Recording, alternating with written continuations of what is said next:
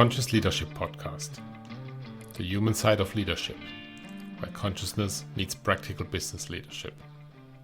The podcast dives into real challenges managers face, from team motivation to navigating change. Discover actionable insight, proven strategies, and inspiring stories to help you lead with clarity, authenticity, and impact. Whether you are an SME owner, a team leader, or simply passionate about conscious leadership, this podcast will equip you with the tools to build stronger teams, foster trust, and achieve sustainable success. Tune in, lead consciously, and make a difference. Welcome to a new episode of the Conscious Leadership Podcast. I'm your host, Boris Nedved. Each year, new reports and white papers emerge, proclaiming the next set of essential skills leaders need to survive disruption, need to survive what is coming, need to have to shape the future. Let me tell you about something I stumbled across not too long ago. A framework that's making the rounds in business circles in Germany, especially among HR and leadership developers. It's called the Future Skills Framework by the Next Education Project. It's got all the buzzwords we've come to expect. Communication, co-creation, digital literacy, ethical reasoning, self-determination, sense-making. At first glance, it looks like exactly what we need to prepare for the complexity of tomorrow's workplace. But here's the thing. It left me uneasy. Not because the skills themselves aren't valuable. They are. Not because the framework isn't well thought out. It is. But because it's missing the one element that can't be taught in any seminar or certificate program. Your intrinsic frequency. For me, I think you know in the meantime, leadership is not something to be learned. It's something to be lived. It's not about performance. It's about resonance. It's about your energy. This realization hit hard when I attended a full-day conference in May called Future Skills, What We Truly Need Tomorrow. There was excitement in the room, no doubt. Lots of people, lots of talks, lots of good mood and looking for a futuristic portfolio and what makes sense. Discussions and panels about AI, remote collaboration, co-leadership. All these essential topics for modern businesses. And the Future Skill Framework that I talked about before was introduced. 17 key skills grouped neatly into organization-related, subject development-related, and object-related categories. No doubt, these are all relevant in the future of work. All valuable, all forward-looking, all framed as learnable modules. Yet, I thought to myself, this is future skills, a future skills map, designed with yesterday's mindset. Why? Because it assumes that every one of us, can or should learn the same things at the same pace in the same way. We are stacking new traits onto exhausted people who have been conditioned throughout their education and jobs to override their own nature. We are force-feeding development instead of cultivating alignment. The real fatigue isn't about learning too much. It's about never being allowed to be who we are. That's not how energy works. That's not how people work.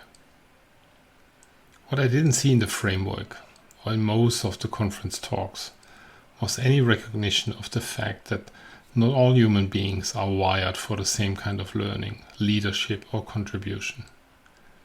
Let's be honest. All the mentioned competencies are relevant, business competencies, in a corporate context. I'm not dismissing their usefulness or appropriateness. But here's a deeper question no one seems to ask. Are all humans intrinsically designed to achieve mastery in these competencies? I think the uncomfortable truth is no. Not everyone is wired to lead a brainstorming session. Not everyone is here to deliver decisions rapidly. And that's not a weakness. It's their energetic design. That's the core dilemma. We keep prescribing external traits to internal beings. We expect authenticity to emerge from skill acquisition, when in truth, authenticity emerges from resonance. Can we learn self-determination if our design thrives on external recognition and guidance?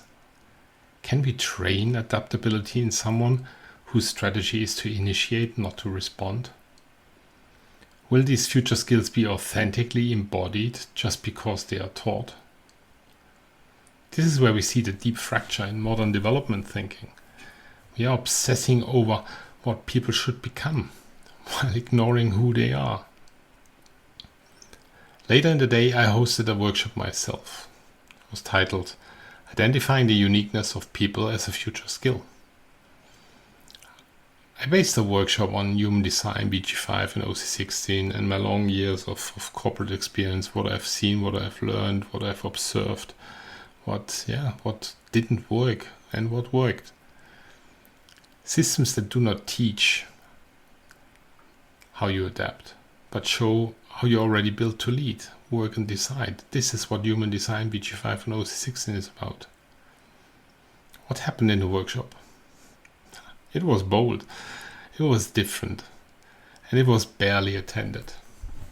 Not because it wasn't relevant, because maybe it was too relevant, too unfamiliar, too based in energy, resonance and frequency.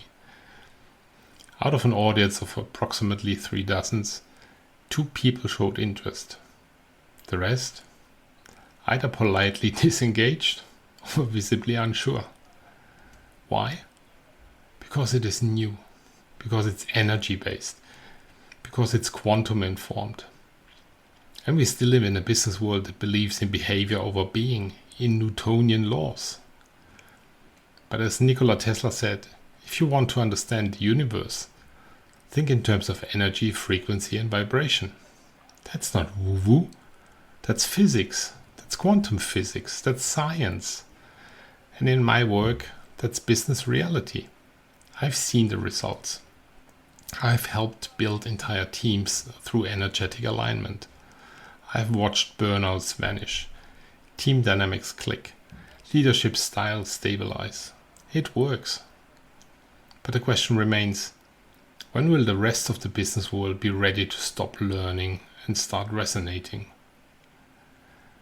This episode is my response to that silence.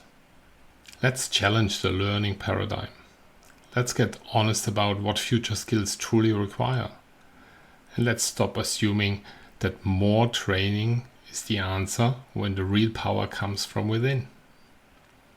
This is the illusion of skill-centric leadership. We see the symptoms in so many leadership survey reports. The lack of resilience, disengagement, retention struggles, purpose misalignment. Just to name a few of those. But they inadvertently expose a deep cause. Most leadership models treat the human like software. Install new updates, debug old habits, optimize performance. I think you know what I mean. The Next Education Future Skills framework continues this trend. Though well-intentioned, I think it's ultimately an institutional repackage of external competencies. It does not, and perhaps even cannot, address the real question of who is the individual beneath all this training. You are not software. You are all frequency. You as individuals, you are all frequency. You are a living, breathing, energetic field. That's the overlooked truth. No skill can compensate for energetic misalignment. This is where human design and its business applications of BG5 and OC16 offer a disruptive access. We don't need more traits to emulate. We need more inner truth to unlock. Human design doesn't teach how you lead. It shows how you're always meant to lead. Some people lead by initiating, others by responding, Some advise through insight, others evaluate timing and alignment. Each role carries a distinct energy, a unique signature, a signal waiting to be heard and harnessed. And yet, we push everyone through the same development tracks, same coaching methods, same skill-based KPIs. That's not leadership. That's energetic erasure. We are reaching a saturation point. Gen Z and Alpha are opting out of leadership roles altogether. Executives are burned out from pretending. Employee engagement is flatlining. I've talked about this in past episodes. Episode 22, The Authenticity Trap. I exposed how modern leadership encourages performance, not presence. In episode 19, I revealed why younger generations reject traditional leadership structures. In episode 18, I broke the illusion of work-life balance as a performance mechanism. Add it all up. Here's the message. People are done with pretending. This is what I observe in all these reports and all these statistics. They want leadership that feels like embodiment, not acting. They want development that feels like liberation, not reprogramming. So what must shift? Stop leading from behavior.